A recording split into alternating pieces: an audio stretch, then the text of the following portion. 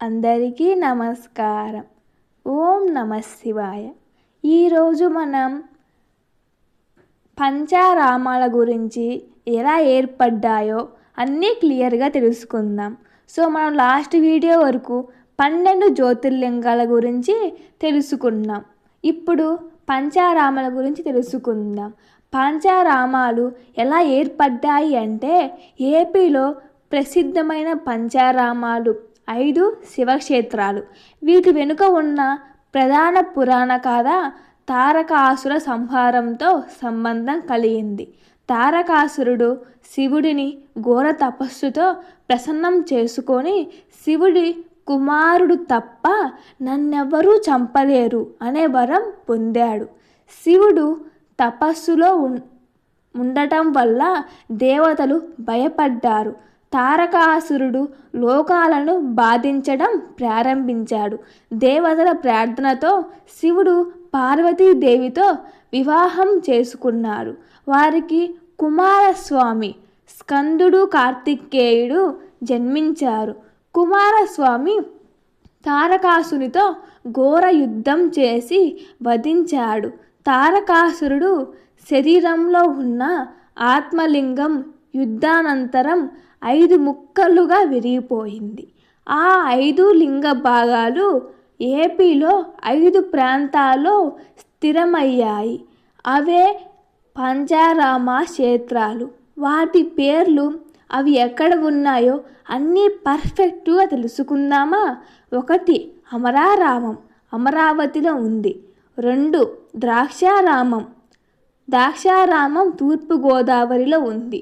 3 సోమారామం, భీమవరంలో ఉంది. 4 క్షీరారామం, పాలకొల్లులో ఉంది. 5 కుమారారామం, సామర్లకోటలో ఉంది. ఈ లింగాలను కుమారస్వామి స్వయంగా ప్రతిష్ఠించాడు అని నమ్మకం. మొదట ఇవి రక్తవర్ణంలో ఉండేవని పురాణాలు చెబుతాయి. అభిషేకాల వల్ల ఇప్పుడు శివలింగం తెల్లగా మారాయి. పంచారామ దర్శనం చేస్తే పాప విమోచనం, శివకృప, ఆత్మశాంతి లభిస్తాయని ప్రజల విశ్వాసం. ఇప్పుడు 1 నుంచి స్టార్ట్ చేద్దామా? ఈ భూమి మీద కాలాన్ని జయించిన దేవుడు ఎవరంటే, ఆయనే మహాదేవుడు. సృష్టికి ముందే ఉన్నవాడు, సృష్టిలో నిలిచినవాడు, సృష్టి లయమై మిగిలేవాడు ఆ శివుడు. అలాంటి శివుడే మన భారతదేశంలోనే స్వయంభూ లింగ రూపంలో పలు చోట్ల వెలిసిన పవిత్ర క్షేత్రాలే పంచారామాలు. ఆ పంచారామాలే మొదటగా దర్శించాల్సినది. అత్యంత పవిత్రమైనది, అత్యంత ప్రాచీనమైనది, జీవలింగ స్వరూపంగా పూజింపబడుతుంది. అదే అమరారామం, అమరేశ్వర స్వామి ఆలయం. అమరారామం ఎలా ఏర్పడిందంటే, తారకాసుని వధ ఆల్రెడీ మనం ముందే చెప్పుకున్నాం. అమరలింగ రహస్యం, ఆలయ విశేషాలు, శివశక్తి తత్వం, దర్శన ఫలితాలు అన్నీ మిస్ కాకుండా తెలుసుకుందాం. చివరి వరకు వినండి. మీ మనసు తప్పకుండా శివునిలో లీనమైపోతుంది. ఓం నమః శివాయ. అమరలింగంలోనే ప్రధాన భాగం అమరావతి ప్రాంతంలో స్థిరపడింది. ఇది అమరావతి కృష్ణానది ఒడ్డున అత్యంత పవిత్రమైన భూమి. ఇక్కడ శివుడు అమరేశ్వర స్వామిగా, పార్వతీదేవి బాలచాముండికాదేవిగా వెలిశారు. ఈ లింగం ప్రత్యేకత ఏమిటంటే, ఇది జీవలింగం. అంటే రోజు అభిషేకం చేస్తే లింగం పరిమాణం పెరుగుతుందని పురాణాలు చెబుతాయి. అందుకే ఇక్కడ అర్చకులు లింగంపై ఎప్పుడు వెండి కవచాన్ని ఉంచుతారు. అమరారామం ఆలయం 2 అంతస్తులుగా ఉంటుంది. పై అంతస్తులో అమరేశ్వర స్వామి దర్శనం ఇస్తారు.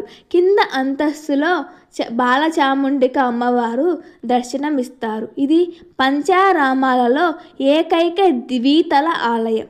ఇక్కడ శివశక్తి ఒకే ఆలయం, ఒకే అంశలో ఉన్నారని భావిస్తారు. అమరేశ్వర స్వామిని దర్శించిన వారికి పాప విమోచనం, రోగ నివారణ, సంతాన ప్రాప్తి, మనశ్శాంతి, జన్మ మరణ బంధాల విముక్తి. ముఖ్యంగా ఇక్కడ పంచారా మంత్రాన్ని ప్రారంభిస్తే పూర్తి ఫలితం లభిస్తుందని శాస్త్రాలు చెబుతాయి. అమరారామం కేవలం ఒక ఆలయం కాదు, అది శివతత్వానికి ప్రతీక, అది జీవలింగానికి నిలవెత్తు సాక్ష్యం, అది మోక్ష మార్గానికి ద్వారం. జీవితంలో ఒక్కసారైనా అమరేశ్వరుణ్ణి మనసారా దర్శించండి, మీ జీవితం శివమయం అవుతుంది. ఓం నమః శివాయ. ఈ వీడియో శివభక్తులకు షేర్ చేయండి. ఇంకెన్నో పురాణ గాథలు అన్నీ తెలుసుకుందాం. ఇంతటితో అమరారామం గురించి పూర్తి కథ తెలుసుకుందాం. ఇంకేమైనా తప్పులు ఉంటే మన్నించండి. ఇంకా 4 రామాల గురించి పూర్తిగా తెలుసుకుందాం. ఇంకెన్నో పురాణ గాథలు, రామాయణం, మహాభారతం, మహాశక్తి పీఠాలు, జ్యోతిర్లింగాలు అన్నీ మనం ఆల్రెడీ తెలుసుకున్నాం. సో అవి కూడా ఖచ్చితంగా తెలుసుకొని పుణ్యాన్ని పొందండి. గుడికి వెళ్ళడం కుదరకున్నా విన్న కూడా పుణ్యమే అని పెద్దలు చెప్తారు. Thank you for watching. Please share and subscribe and like.